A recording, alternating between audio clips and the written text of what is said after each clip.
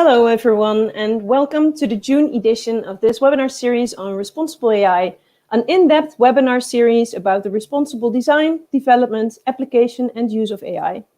In this series, we will discuss a range of topics related to the ethical, accountable and sustainable use of AI. By doing so, we want to inform anyone with an interest in responsible AI about tools, methods, best practices and lessons learned. Today, we host presentations by Hilde Weerts and Jasper van der Waa. My name is Marieke Peters and I'm your host for today. I have a background in user-centered design of artificial intelligence, which over time converts into many of the topics nowadays commonly perceived as part of responsible AI, such as design for explainability, interpretability, accountability, and acceptability. After 10 years of applied research in academia and TNO, I moved into business a year ago, joining Xomnia as an analytics translator, aiming to bridge the gap between research and application. By doing so, I aid businesses, companies, and governmental organizations with the responsible adoption of data and AI. Jasper, Hilde, thank you both for being here today. I will first introduce the first speaker, Hilde, and I will introduce Jasper at the start of his talk. Hilde and I got in touch through Xomnia's founders, William and Ollie. And since then, we have been regularly discussing the practice of responsible AI and fairness in particular. Hilde's current focus is her research on fairness and explainability in machine learning, which she conducts in her role of AI engineer at Eindhoven University of Technology. In that role, she also teaches responsible data science as a co-lecturer of the bachelor's course Responsible Data Science, and she offers daily supervision to several bachelor's and master's students. Moreover, she's a maintainer at FairLearn, which is an open source Python library for measuring and mitigating unfairness. Today, she will be telling us about bias, fairness measures, and ways of mitigating unfairness. Hilde, I leave the stage to you. All right. Hi, everybody. Marieke, thank you for this nice introduction.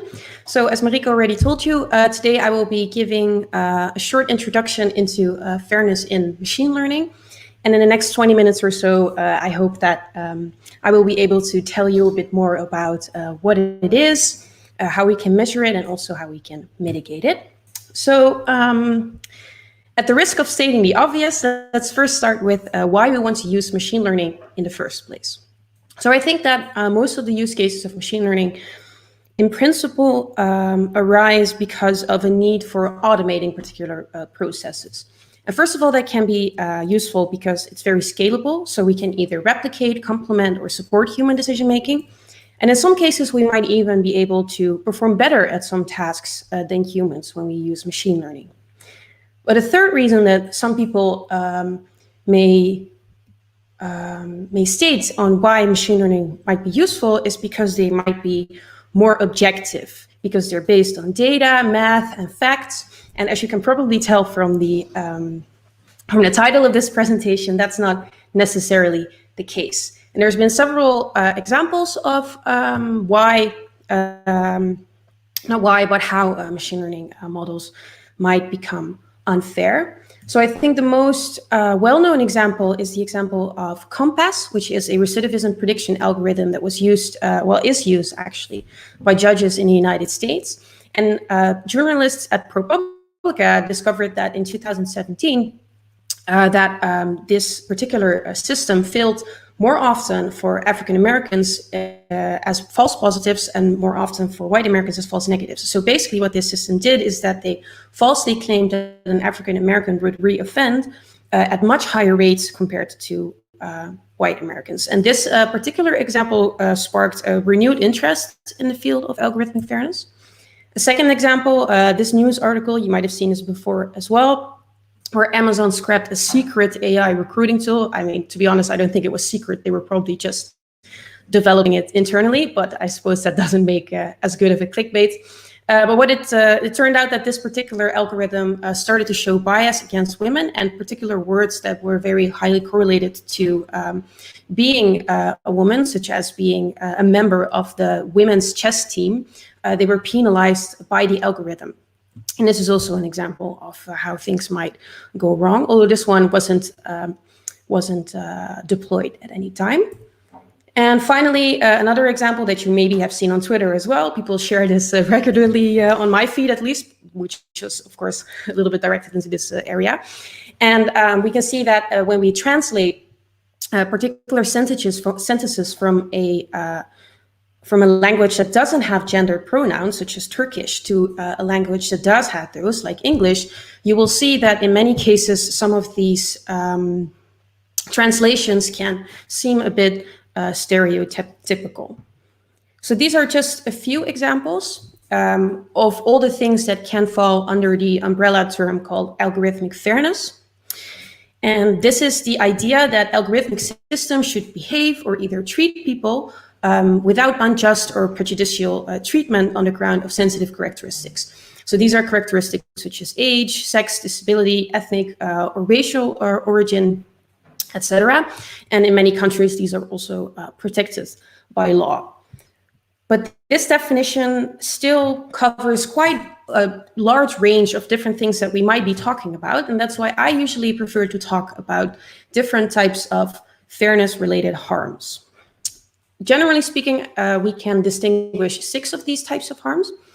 And the majority of the fairness research focuses on allocation harm and quality of service harm.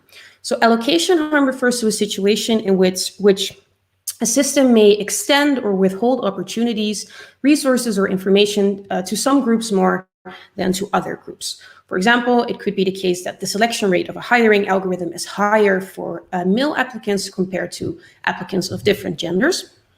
And when we look at quality of service harm, this refers to a situation in which the system does not work equally well for different subgroups. And this, an example of this one would be the case that I discussed earlier of ProPublica and Compass, where it turned out that this recidivism prediction algorithm failed differently for different types of groups. A third type of harm is representation harm.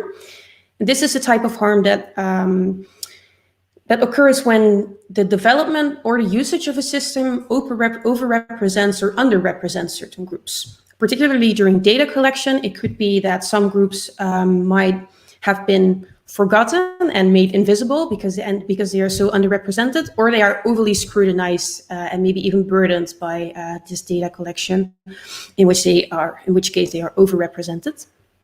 The fourth type of harm is stereotyping, in which the system reinforces stereotypes, like we've seen with the translation example, and this is particularly prevalent in unstructured data, such as text or data or images. There's also denigration harm, in which the system is actively derogatory or offensive. For example, there was this system developed by Google that classified a darker-skinned person as a gorilla, which can definitely be considered offensive. And finally, at least in my opinion, I suppose that opinions can vary across that subject. And finally, there's procedural harm, which is very closely related to interpretable machine learning as well, of which Jasper will tell you a little bit more in a bit. And this type of harm refers to situations where the system makes decisions in a way that violates social norms. So we don't really look at the output of the system, but we just say, well, for example, in the hiring scenario, we don't want this system to penalize people for having more experience, for example. That would be an example of procedural harm. And in the remainder of this presentation, I will mostly focus on allocation harm and quality of service harm. So how do these harms arise? So first of all, just to put it out there, most of these harms do not arise because of bad intentions. I'm not necessarily the most positive person in the world, but I'm also not as skeptical to think that many people would make these harmful systems on purpose. But instead, I think most of the issues arise because of all the small decisions that we make throughout the machine learning development process. And in many cases, these decisions are made implicitly. So they're guided by practical considerations, such as the availability of a particular data set, or just because this is the way that we have always done this type of machine learning. And this is where problems can arise, because the question becomes, what are we actually optimizing for? And does this align with what we want to be optimizing for? And this is something that can occur in all these different steps. So When we look at the problem formulation stage, which occurs in the real world, here we decide which problems do we choose to solve, how do we exactly formulate this problem, what business KPIs do we consider relevant. And in this step, it's important to realize, well, does this problem formulation reflect the actual context of the system that we're developing and also our own moral values? During data collection, we might have a question of whether the data is a good representation of reality. When we go to the model world, it could be that we might not be optimizing for the right loss function or the performance metric. And then finally, there's, of course, the output of the model. And even one step further, the output of the system of which this model is part. And the actual impact, and that I want to stress that, is of course in the real world and not only in the model world. And the underlying theme of all of these questions is that there is some sort of a mismatch between what we are optimizing for and what we actually value. And particularly if we abstract away some of the context of our real world deployment context, it could be that we might be optimizing for the wrong thing. Because surely, like when I did projects in data science, usually once you have your performance metrics established, you just start optimizing for that, and you do not always reflect as much upon these once you are doing the modeling stage. So yeah, and in fairness-related talks, you will also often hear people talking about biases that can seep in at every step of the process. And I would like to make this a little bit more explicit because the term gets thrown around quite loosely in some cases. And bias refers to, generally speaking, to a systematic or a disproportionate tendency towards something. And in everyday language, we usually mean social bias. So that's some form of a prejudice against a person or a group. Whereas in data science circles, we might be referring to statistical bias, like in the bias variance trade-off, where we refer to systematic error in the estimation of particular parameters or variables. And although both of these types of bias can result in fairness-related harms, the actual danger zone occurs where these two overlap. And researchers have come up with large lists of many different types of biases. But for this talk, I will focus on the two of them that I think are the most important to understand in order to mitigate unfairness in your work as a data scientist. And that's historical bias and representation bias. So first, let's look at historical bias. So this is a social bias that could be encoded in historical data. So for example, if in the past more men have been hired than women, this could result in a higher base rate for male applicants compared to female applicants. And I usually feel like it's important to distinguish between two different types of historical bias. And therefore, I first start with this picture. So here we see on the left-hand side, you see the potential. So you can think of this as the innate potential in the example of hiring, for example, the innate potential of somebody to become suitable for a data science position. Then there is the construct. So social scientists usually refer to constructs when they are talking about abstract phenomena, such as employee quality. That's, of course, kind of an abstract thing that you can measure in all different kinds of ways. And in this example, that's the actual suitability for a data scientist position. And then finally, we can look at measurement. So in this case, we could choose to measure the suitability for a data science position as whether somebody was hired as a data scientist or not. It's important to realize that measurement is the thing that's in our data, not the potential, not the construct, but the measurement. And why this is important is because of these two flavors of historical bias. So when we look at a discrepancy between the potential and the construct, this is what we could call life bias. And in this case, the data might be a good representation of reality, but reality is biased. And life bias can be just or it can be unjust. And whether we consider it to be just or unjust is, of course, a matter of your own ethical framework. Just to give you an example, in our data science scenario, if somebody just decided at some point, you know what, data, I don't like it, I just want to do an English major and never look at numbers again, then sure, then you do not become an actual good data scientist, but that's your own personal choice. On the other hand, if you could not go to university because of a lower socioeconomic status, that might be a different story. And in that case, we might view this as more unjust life bias. And then when we look at the right-hand side of this picture, the mismatch between the construct and the measurement, this is what social scientists typically refer to as construct validity bias. And in that case, the data is a biased measurement of what we are actually trying to measure.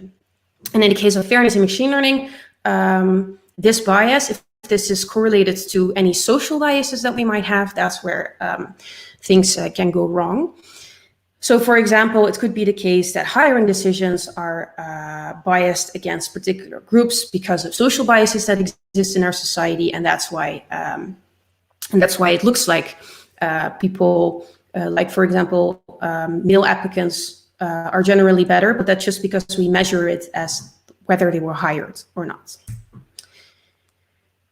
And just to be clear, so the life bias can result in allocation harm. And a difficult moral question comes up, which is whose responsibility is it to account for this type of bias? But then when we look at the construct validity bias, this can also result in allocation harm, but this is actually quality of service harm in disguise, because what we are measuring is actually not what we want to be measuring, because we're not measuring the actual construct of interest. And this can be a data collection problem, but in many cases it already originates in how we formulate our machine learning tasks. Like, what is the target variable that we choose? And that's a very important question to ask yourself. And as a final note, like we've seen in the previous slide, we cannot distinguish between these biases from the data alone because we only have the measurement in the data. And in many cases, you can imagine that they might occur simultaneously because social biases can result in both life bias and in some measurement bias as well. And therefore, it's important to really understand the context of your particular use case in order to know what makes sense in your particular scenario. Then we go to the second type of bias that I want to discuss, and that's representation bias. So this is a type of bias where some groups are underrepresented in the data. So for example, a facial recognition system may have been primarily trained on pictures of white men, and as a result, the model may not perform as well for darker skinned women.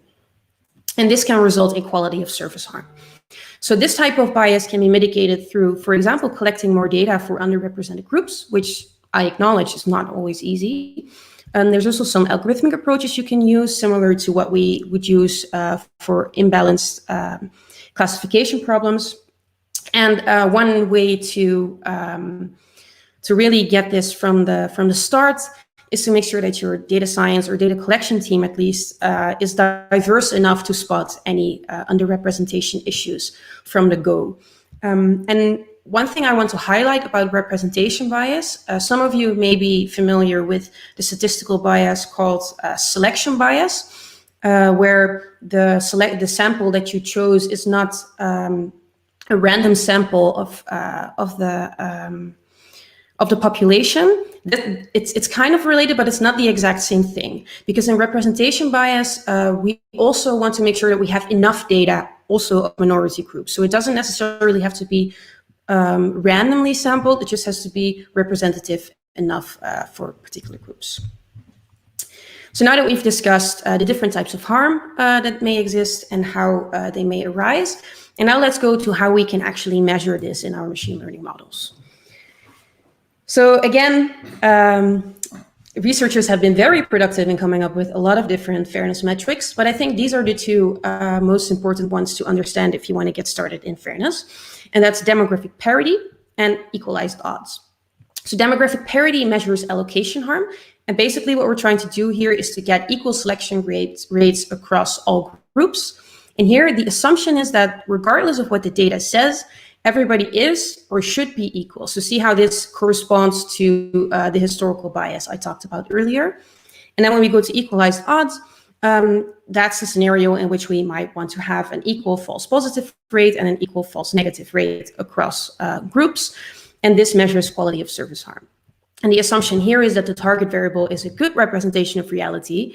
So there's no historical bias, but the data distribution may differ across groups. And we want to make sure that the model doesn't just focus on, for example, the majority group, but also on smaller groups in our data sets. So in FairLearn, of which I'm one of the maintainers, we also have a few neat functions to help you compute these things. So we have either predefined fairness metrics, and we also have a nice data structure that you can use to inspect differences across groups yourself. And but I won't go into depth here because I see I only have a little over almost 2 minutes left. So this is also an important result. In 2016, a bunch of papers came out that said, well, actually, all of these fairness metrics, it's all nice, but they are incompatible. And this raises the question, well, is fairness emission impossible? Because in cases where a sensitive group membership is not independent of the target variable, so basically, for example, gender might be correlated with whether somebody was hired or not, and your classifier's output is well calibrated, it is actually impossible for demographic parity and equalized odds to hold at the same time. But what I like to stress is that this is not necessarily a bug of fairness research, but it's just a case that each of these metrics, as by now I hope I've made clear, they represent a different understanding of what fairness means. And rather than seeing this as an incompatibility, you should see this as that you need to decide which one is applicable in your own context according to your own values.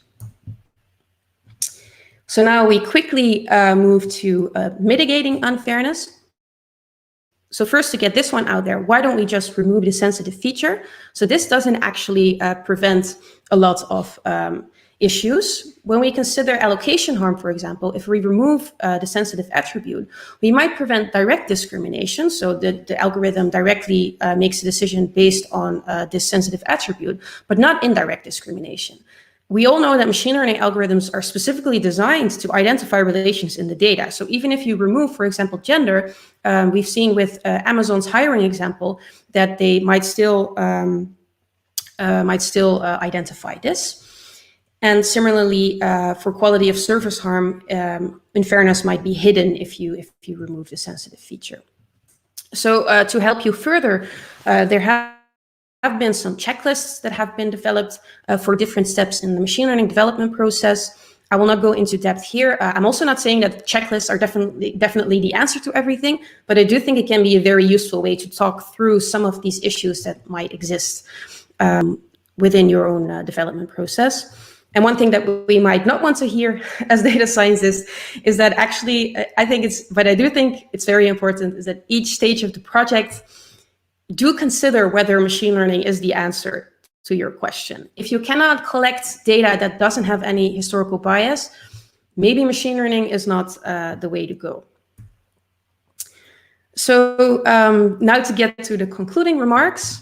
So the take-home messages, first of all, machine learning models can inherit or amplify biases embedded in our society, which can result, again, in fairness-related harms. These can seep in every step of the development process, but they can also be mitigated in every step of the development process. And there are also different fairness metrics that can represent different theoretical understandings of fairness. I've added a few resources that you can check out. I'm not really sure if these slides are shared, but surely you can look back to find them here. And just as a final note, so I am an artificial intelligence engineer at the 8 lab of the TUE, and we actually do a lot of responsible AI research, where we develop all kinds of things related to fairness and explainability. So yeah, just wanted to put that out there. And with that, I would like to end. So thank you very much for your attention, and I'm happy to take any questions now. Thank you, Hilde. That was a very clear and how do you call it? Comprehensive presentation. Yeah, usually this presentation takes 40 minutes, so I had to make it a bit shorter. Yeah, well, a job done well, I think. We have a couple of questions from the audience. One I think could be quite interesting is by Elcho Poort, who says, Virginia Dignam argues that bias is unavoidable. And for that reason, we should look at prejudice rather than bias to make algorithms fairer. So what do you think of her position in that sense? I'm not sure what exact definitions she uses for bias and prejudice, but I do think it's definitely the case that bias is unavoidable, some form of bias. But that doesn't mean that we shouldn't try to deal with it, I think, if that makes any sense. Yeah, so like, for example, I also don't really like approaches that claim to de-bias or do stuff like that, because if it was that easy, social scientists would have come up with ways to de-bias humans years ago, I think. So, yeah. Maarten Luijks also asks a question, which is, I think, a very representative question that is also often asked within the context of fairness. And it's, do you think that there is a necessary trade-off between fairness of algorithms and accuracy of algorithms? In other words, could the striving for fairness hinder accuracy of predictions? Yes, this is indeed a question that I almost always get after the presentation. And here, again, I would really like to make the distinction between the cases where you have historical bias and the cases where you have, for example, representation bias. So the question really is, I think that if we look at quality of service harm, for example, so that's cases in which some groups, the machine learning model doesn't perform as well for some groups compared to others. I think that in that scenario, it shouldn't be the case that there is a very big trade-off, because usually what you will try to do is to make sure that all the groups at least have a good accuracy and not just one majority group. So that's just a matter of collecting enough data and defining your algorithm in a way that works well. But when we look at the historical bias sample, what you often see there is that, yes, there is a trade-off between the fairness metric, demographic parity, and the measured accuracy. But it's very important to realize that if we have the case of construct validity bias, that this performance that you measure, it might not be the actual performance. It's just what we measure based on the measurements that we have in the data. But maybe if we would have measured a better construct, if we made a better measurement of our construct, then maybe it's more quality of service harm, but then in disguise, if that makes any sense. I hope I made myself clear.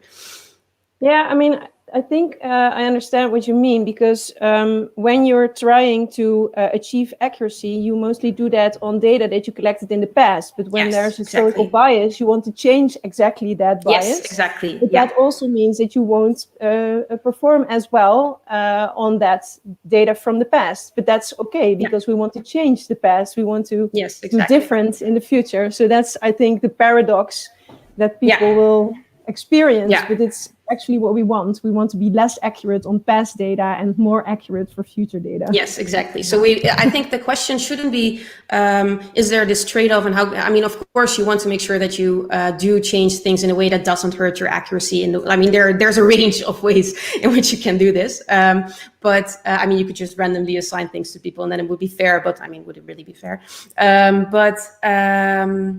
I would rather ask the question, like, are we measuring the right thing? That's, I think, a more important question than, is there this trade-off between these two things? Thank you, Hilde. I'm going to announce the next speaker, because we're 1 minute before half. So sorry about that. No, it's perfect timing. Thank you. And I will see you backstage afterwards. Let me see.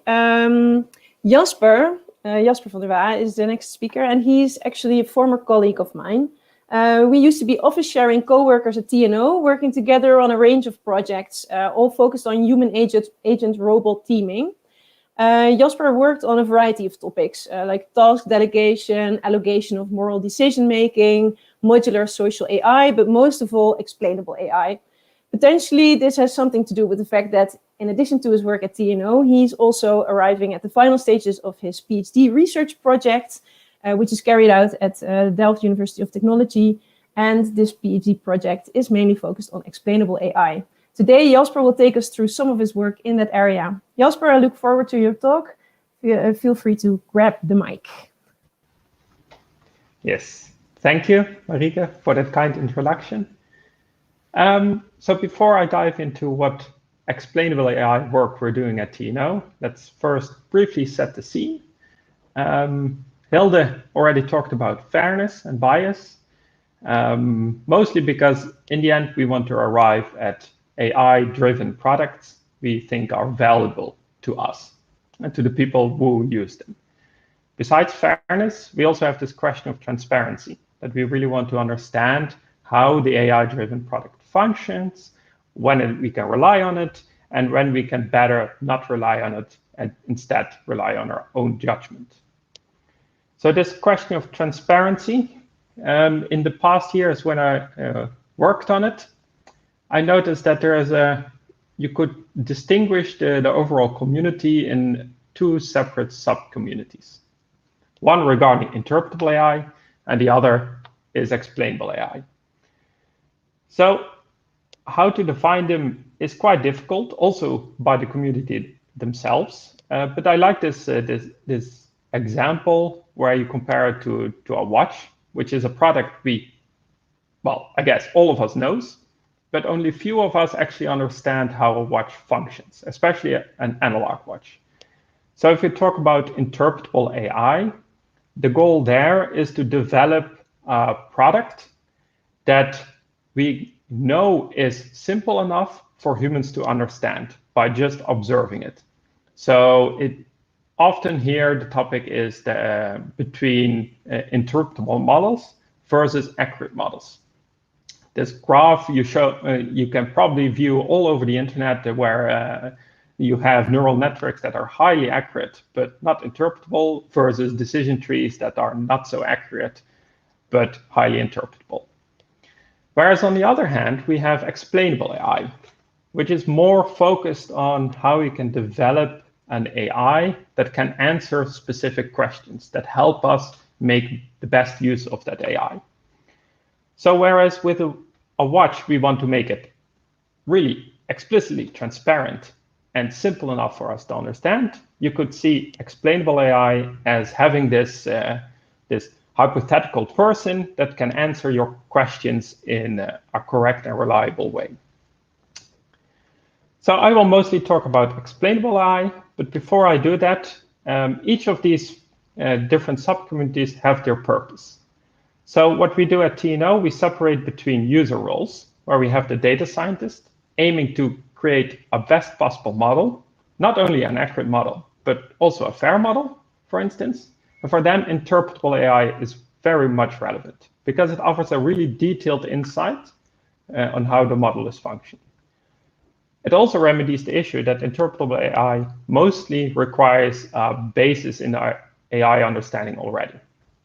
Whereas on the other hand, we have the subject who is affected by AI decisions, who mostly don't really understand anything about AI.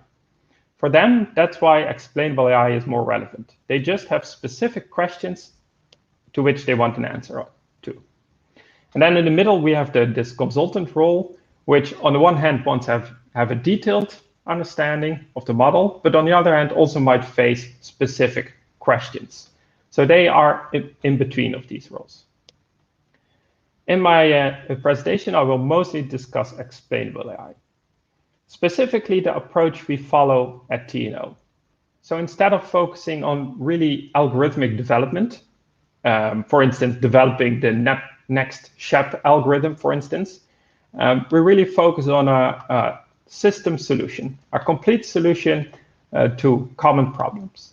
And we describe these as design patterns, which for those of you who are not familiar with this term, can be roughly translated to a generic and proven solution to a common problem. And if we use that idea of design patterns to XAI, what we come up with is that, and also the goal at TNO, is to research a library of generic solutions that solve in an effective way all those common problems that the industry either faces now or will face. What we notice there is that there are basically two sides of this coin. On the one hand, we have the algorithm, the actual approach to get out this information out of that model to which we answer a specific question. But on the other hand, we also have the interface. How are we going to present that information? And how does the user interact with it? And we're aiming to combine these two approaches into a set of guidelines that we relate to common problems that most of us either are facing now or will face in the future. Now, I won't explain all of our design patterns we have now, but I will just focus on these two: confidence explanations and contrastive explanations. So what is a confidence explanation? Well, let me describe that with an example. Say we have this commonly referred to example where we have an AI that decides whether your loan request gets accepted or rejected. A common question here, and also a common goal behind Explainable AI, is to make sure you as a user can trust the AI. So the question here is, can you trust this output? And we want to answer this question in a way that actually helps you to, in this case, for instance, plan your future. So how does this look like? Well, here a simplified example. We have an AI that says that it's quite confident, and the explanation it offers is case-based, meaning that it refers to here 20 past similar cases, out of which 18 had the same decision as the current present one, and all those 18 decisions were also correct. Furthermore, the AI allows the user to actually review those past cases. So this is the goal we're aiming at and what the design pattern describes. So let's first dive into the algorithmic guidelines. We have this toy example, two-dimensional binary classification task, where the model is represented by this dotted decision function to classify red squares versus yellow circles. And the current point represented as the X in the middle. Now, the first guideline here is to develop a way to estimate model confidence agnostic to the model itself, meaning that you only have access to the input of the model and what it outputs, as well as the training data used to fit that model. Of course, the major advantage from a technical perspective is that you can apply it to any model, whether it's a deep neural net or just a bunch of handmade rules. But the really striking advantage of this is that your confidence estimation acts as an arbiter over your model. It becomes independent of your model, and also allows you to convey and estimate a confidence that is not dependent on how your model functions or what it outputs. The next guideline, I already mentioned it, is to do it case-based, which basically means in tech speak is that we boil down the issue of estimating confidence to a binary classification task. Will this output prove to be correct or incorrect? And case-based here means that you want to use a nearest neighbor approach. Why, you would ask? Well, in research, we found that when we look at how humans define confidence, most of the time, the answer and the intuition behind it is that you look at the past, see how you performed there, and then try to extrapolate that to the current case and check how similar it was to those past cases, and then try to figure out how confident you should be. So the advantage of estimating confidence in a very similar way is that you already have a lot of a gain here in terms of interpretability, simply because it matches with human intuition behind confidence. So how would a very simplified method look like? Well, you could take the nearest neighbors within some radius, defined based on some distance measure, and then simply count the number of cases that were correct or not.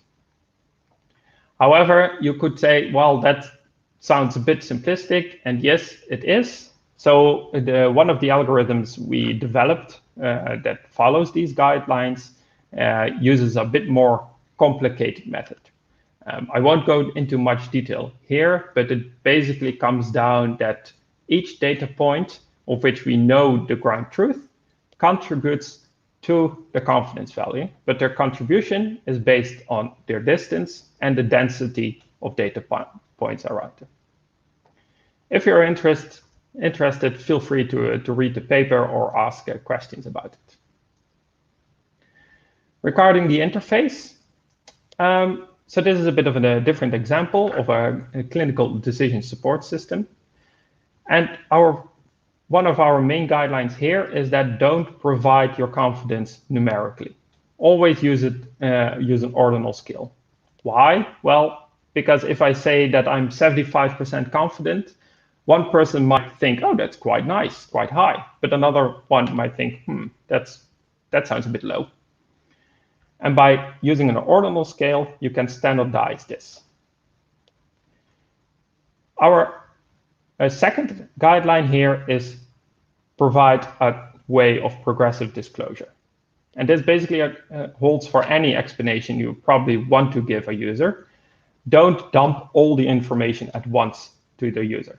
Make it so that it's interactable, explorable, and the user can define its own pace to absorb all this information. Then if the user does want to know more information, actually refer to those past cases. So in this case, we use a parallel coordinates plot up for review for the user to distinguish on their own. Do these cases indeed look similar? And thus, should I trust the confidence measure? Closing the loop. And then finally, always know your user, which might be an obvious statement, but the same holds for explainable AI. In our case, we talk here about healthcare professionals who are quite apt in interpreting confusion matrices. So by just simply providing the same information in the form of a confusion matrix, we already gained a lot of understanding with them, because they can recognize this information, because it's in a form they know. So that's a bit about confidence explanation. There's way more to it, but not much time. So let's take a look at contrastive explanations. If you go back to the example of our loan accept or reject AI, what if the output is that you can't get that loan? Probably the first question you want to have answered is, okay, why did it refuse in this particular case? This is known as a contrastive question because most of the why questions we as human asks are always contrasting towards a better case or a more interesting case. So in this example, it's the question, why was it rejected, is actually the full question, why was my request rejected instead of accepted? And you thus also want to have an answer that actually addresses this contrast. Specifically, what we found was that a very good way to do this is by using rules, because it balances between offering just enough understanding for a user to make an estimate whether, for instance, this decision might come across as fair, but also it balances between the amount of information you give. Even if your decision boundary itself is non-linear, by using a linear rules to explain them, you will, of course, lose in how accurate your explanation is. But it's still better than provide a very long list or a very broad description on the entire decision function, because most of the users probably won't read it or absorb it anyway. So about the algorithm side here, the guidelines. The first step is to actually make sure that you can partition your input space. And make sure that if you want to answer a why question, that, for instance, you can cluster or in some other way partition your data set into segments that you can actually compare against each other. If you have done that, then given some current data point, what the next step is to identify the partition you think the user might be interested in, or maybe because the user indicated for itself that it is interested in this. And then find a partition that matches some constraints. For example, the closest partition that is indeed classified in the way the user is interested in. And then the final step is to actually describe that partition of interest in terms of rules, and from that identify the rules that are should hold for the current data point to fall into that partition. And you can use a number of methods to do this. The approach we ourselves used is similar to, for instance, Lime, where we use decision trees and random forests to both partition the data as well as explaining them in one go. Regarding the interface, the two major guidelines here is that if we're talking about these rules, make sure they're descriptive, that they're actually understandable. Often this means that you can't just blatantly put the feature names in here, but actually have to translate them into something meaningful for your user. And also to order them based on their importance. And for that, again, you could use a method such as Lime or Shep to order based on features, the feature attribution, and then see which rules regard that feature and then order them first. Because if you're talking about high dimensional spaces, it's quite likely that you will end up with a lot of rules. And by simply stating that the first 3 or 5 are the most important one, you already have, which is basically the average attention span of your user. They won't look at the full list of 20 or 30 rules. And secondly, allow the user also to play around with this. So to also select on its own, okay, what is this? What would the rules be if I wanted to have this output, for instance? So that is briefly a showcase of two of the design patterns we developed at TNO. We're currently developing plenty more of design patterns, but really to with the goal to offer the industry and other parties that are dealing with the questions and problems revolving around XAI to offer them concrete guidelines on how to tackle these problems, and to do so in a way that we have proven that actually work. And my main giveaway to you would be from this presentation is that if you are facing such a problem, always try to invest into actually identifying what the problem is and why you would think that explainable AI might provide a solution to that. Because if you think that there is some issue that might be solved by explainable AI, really try to pin it down to what is the question you want to have answered. And then the next step is to actually try and find algorithms that could provide the information needed, but also to invest in appropriate interface design to also make sure that the information actually comes across. Because no matter how accurate or how good your algorithm is to extract useful information, if you can't present it well to your user, it is, well, you lose a lot of gain here. So to conclude my presentation, my question to all of you who are thinking about how explainable AI could help you or maybe is needed for you, well, ask the question to yourself, what problem do you actually want to solve with it?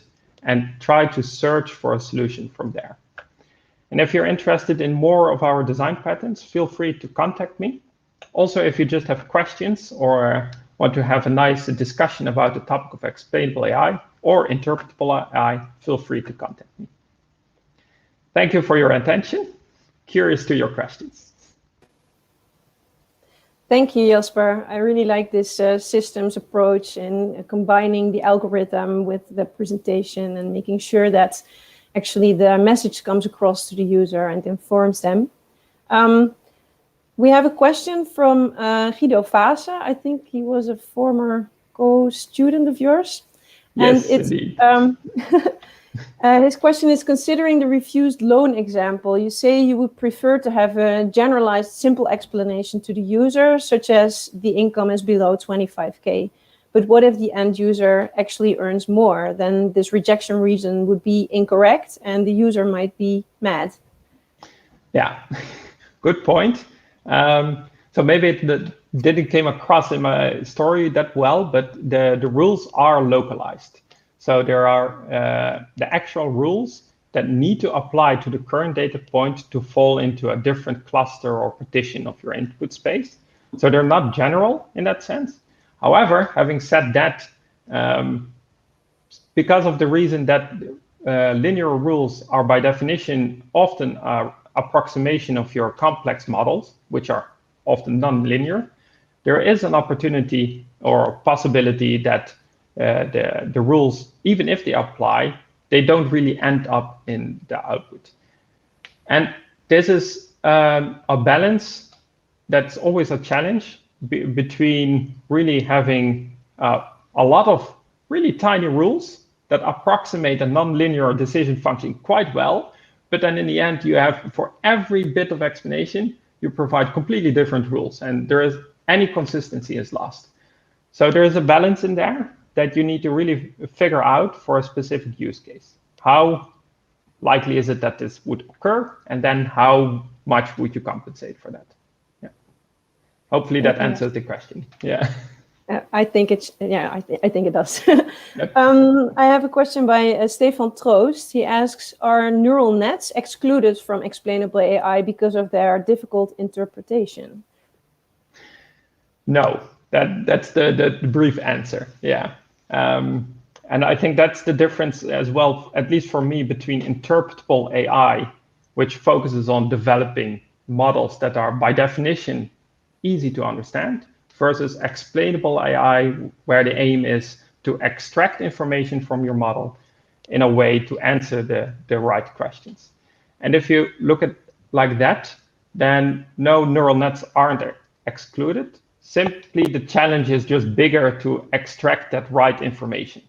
And we haven't solved that issue yet, but there are quite a lot of people working very hard on that issue. So I wouldn't say it's excluded by definition. No. Thank you. We also have a question by Daphne Will,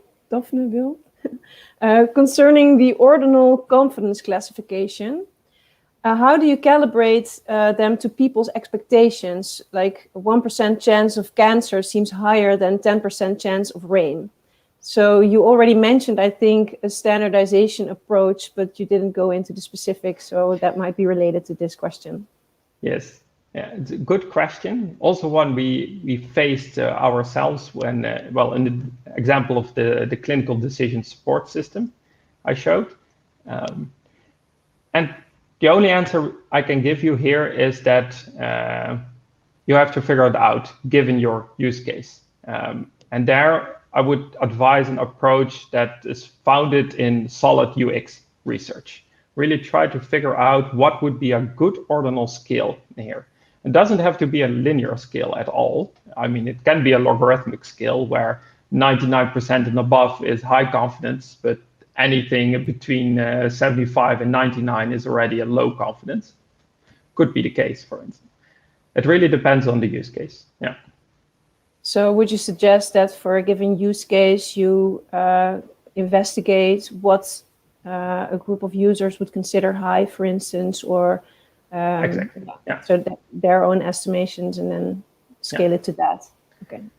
This also underlines that explainable AI is not a topic that is restricted to just one group of experts, not only to the data scientists, not only to UX research, but really a common field among them all. Yeah. Yeah, it touches upon a lot of different topics like fairness as well. Yeah. Exactly. Yeah. Thank you. I also have a question of myself. So let me see. I was wondering whether you can tell us a little bit more about how to evaluate the effectiveness of explanations. So how do you know whether an explanation actually achieves the required effect or understanding? Because, as you said, it's not simply about the accuracy, but it's also about making sure that it brings the message across. Yeah, indeed. And this is often a question I get, and especially a difficult question if from a pure data scientist perspective, because in the end, you want to convey information and knowledge to a user. So if you want to measure how well you did that, the only thing you can measure is the user itself. Common measures here are measuring how well does the explanation add to the user's predictability of the system. How well can the user now predict a future outcome of the system? Or how well can the user, for instance, explain how the system works to someone else? And how accurate is that explanation? These are all measurements to the user receiving the explanation. And there are only, well, I think there is only one measurement you can have from a technical perspective, and that's the faithfulness of an explanation, especially when you have a model agnostic approach. This is relevant. It basically means how accurate is your explanation compared to the actual behavior of the model. And that also touches upon the question Guido asked. If your explanation is incorrect, you run the risk that you, well, have a mad user on your hands. So that's you want to have a good enough faithfulness, but aiming for 100% is often, well, too ambitious, I would say. For that, you really have to go into an interpretable AI. Okay, then I have one final question, and I would like to ask you to keep the answer somewhat brief. So as of late, there is more attention also to the actionability of an explanation. And that's a little bit different from presenting the most influential features, for instance, or most influential rules, because you want to make sure that the user can take action in a way that makes sense. So for instance, in the loan example, it would mean that, for instance, you earn, your salary is too low. That's not something you can fix immediately. You're too young. That's also something you cannot fix immediately. But for instance, if you would apply for a smaller loan, then you would receive it. That's something that I can work with right now. So the actionability is also important in explanations. Good point. Yeah. And that's an emerging topic within Explainable AI. I'm currently working on a paper that addresses a roadmap towards truly actionable explanations. So it's very much a work in progress. But if people are interested, indeed, feature attribution explanations don't get you that far. But there is an entire field revolving around counterfactual explanations that really aim to improve this actionability. It basically allows people to ask a what if question. What if this variable would have this value? What would be the output be then? Yeah. So that touches on the last question from the audience. To what extent should we offer the user the opportunity to explore the solution space? So letting the user simulate, having different parameters to see what will be the effect on the outcome. Yeah. Again, a balancing question, mostly between policy. Do you want a user to do this? Especially if you're talking about the subject role. Do you want someone who is completely out of your control to have this in-depth control over your, well, proprietary model? So it's a policy question from that end. And from the other end, again, I would say, does the user need this expertise? And then I come back to the user roles. Mostly the data scientists really want to have this ability to explore this solution space. But if we're talking about a subject who just is logging in on their website and fill in their data and get their loan rejected, they probably don't really have that need to explore this space. Maybe perhaps to the point which I just mentioned, that there is a counterfactual question. They just want to ask a couple of what if questions. And to the extent you want to have that, well, that's a policy question, I would say. Yeah. Thank you, Jasper. I'm going to wrap up today's webinar. So if I could get my slides back, that would be good. Yes, so we have upcoming webinars, of course. We have a webinar in July, which will be about systems thinking, presented by Paulus Achterberg, who is a challenge officer at Alliander. And we have the EU AI regulation, which is the Artificial Intelligence Act that has been proposed now by the European Commission. And Joas van Ham from Considerati will talk us through the intentions behind this act. And what the EU is actually trying to establish with it. Then September, October, it may still switch a little bit, but we're currently looking for speakers on the topic of cybersecurity, and we're also talking with speakers who could provide us with a more inspirational case of how they approach responsible AI within their company and how that actually is implemented in operational procedures and different types of questions and methods and tools that they are developing and using. If you are inspired by this webinar series and you would like to discuss your ideas with us, then please feel free to get in touch with Annemieke Los, who is our CCO. You can reach her through the email address shown on the slide, but you can also simply go to our website and leave a message for her there. We really hope to welcome you in one of our next webinars. Please stay in touch and up to date by following our company LinkedIn page. See you next time and enjoy your evening.